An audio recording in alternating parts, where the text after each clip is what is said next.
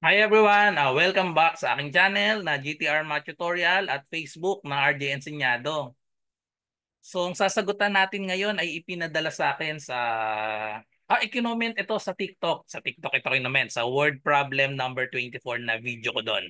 So, ang sabi, pa-help po paano isolve yung ganito. Find three consecutive integers such that the sum of the first and second integers is 12 more than the third integer. Okay, so i-pause nyo muna. Ayan yung problem. Pause nyo muna, try nyo sagutan. So wala tayong choices ngayon. Walang choices kasi ito yung pinadala na question. Okay, so bago tayo mag-start, ay gusto ko kayong invite sa aking Civil Service Exam Review for Math and Logic via FB Live for 50 pesos only. Ayan, 50 pesos lang, 10 sessions yan. Nandito na po tayo sa ngayon. Session 6 na po tayo sa July 14, 2024. Okay? So itong first session natin, 1 to 5, tapos na po ito pero recorded po yan sa exclusive na FB group. So pag nag-avail kayo ngayon ay mapapanood nyo pa rin po yan. Tapos marami po tayong mga worksheets sa ibang subjects. So verbal ability, gen info at sa mga iba pa. Meron ding iba pang numerical reasoning na worksheets doon. Bukod dito sa 10 sessions natin. Kaya i-PM nyo na po ako kung gusto nyo sumali po dito. Napakabura po nitong review nito. And kung nagpaplano naman kayong bumili ng Civil Service Exam Reviewer, itry nyo po ito. Ayan. Try nyo itong galing sa Brainbox. Napakagandang reviewer na ito. Ang link po ay nasa description. Doon na po kayo sa aking TikTok shop bumili. Marami pong mga reviewer doon pero ito yung recommended ko. Tapos may iba pang mga reviewer kung marami kayong budget, so damihan nyo na yung reviewer nyo. Kung self-review kayo, malaking tulong itong reviewer na ito. Maganda to. Makapal kasi ito eh. Tapos maraming laman talaga. Medyo pricey pero sulit naman. Okay? So sagutan na natin ang ating problem. So find three consecutive integers. Yan. So doon pa lang gawa na natin ng expression. So ang hinahanap natin, three consecutive integers. Okay? Pag sinabing consecutive integers, ano to? Sunod-sunod na number. Pag integer, ibig sabihin ay eksaktong number. Walang decimal, walang fraction. Pwedeng positive, pwedeng negative. Pero eksakto dapat. So consecutive integers. So paano tayo mag-a-assign ng variable dito? Kapag walang choices, madali ito sa trial and error. Pero pag walang choices, so no choice tayo, isosolve natin using algebra. Gagamit tayo ng expression. So, three consecutive integers, mag-assign tayo. Let x be the first integer. Ano ba yung susunod? Kung three consecutive integers, kung ang first ay x, ang susunod natin, ang second natin ay x plus 1. Okay? So, x plus 1, ito yung second integer natin. And then yung susunod ay x plus 2. So, ito naman yung magiging third integer natin. Okay? So, first integer, second integer, and then third integer. So, ngayon, gagawin na natin ngayon yung equation natin. Word by word, pwede natin i-translate yan. So, ito yung mga gagamitin nating expressions. X plus 1, and x plus 2. Okay, so ang sabi, such that the sum. Okay, so sum. Maglagay na agad tayo ng addition. The sum kasi, such that the sum of the first and second. Okay? Sum daw ng first and second. Ano ba yung first? Ang first ay x. Okay?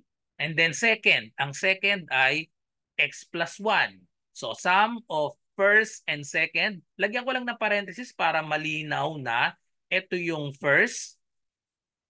Ito yung first. Tapos ito naman yung second integer. So yan na yung expression para the sum of the first and second integer. Ang ibig sabihin na itong is ay equal sign. So equal sign yan. And then we have 12 more than. 12 more than, ibig sabihin nun ay plus 12. Okay? 12 more than plus 12. So 12 more than the third integer. So dito natin ilagay yung third integer. So ang third integer natin ay x plus 2. So ito yung third. Okay? So yun ang equation natin. The sum, so sabi, the sum of the first and the second integer is 12 more than the third integer x plus 2.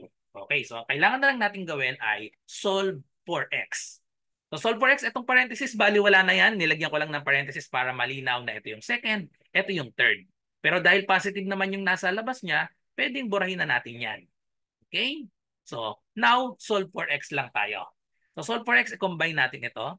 X plus x, that is equal to 2x plus 1 equals, i-combine naman natin itong dalawang number dito, positive 2 and positive 12. So we have x plus 14. So ngayon, pagsamahin natin yung x sa left side, meron tayong 2x tapos may x dito. So itong x na isa, kailangan mawala itong isang x na dito, nasa right. Para mawala ito, ilipat sa kabila. Paano ililipat? Pwede tayong mag-subtract both sides by x. Okay? So wala na ito, cancel out na ito. So shortcut yung transpose. Pero yung transpose galing yun dito sa subtract x to both sides. Okay, so 2x minus x, that is equal to x. Okay, may invisible na 1 dito. 2 minus 1. So that is 1x or simply x na lang. Okay? And copy the rest. So we have plus 1 is equal to 14. So last step na, kailangan x lang yung matira dito. So para matira sa x, tanggalin natin itong positive 1, ilipat sa kabila. Paano ililipat? Subtract 1 to both sides. So cancel na ito. Ayan na, x na lang ang natira. Therefore, the value of x is 14 minus 1. That is equal to 13. So 13, ang first integer natin, hinahanap natin yung 3 consecutive integers. So yung first integer natin ay 13. Ang next ay x plus 1. So 13 plus 1, we have 14. And then the third integer is x plus 2. 13 plus 2, that is equal to 15.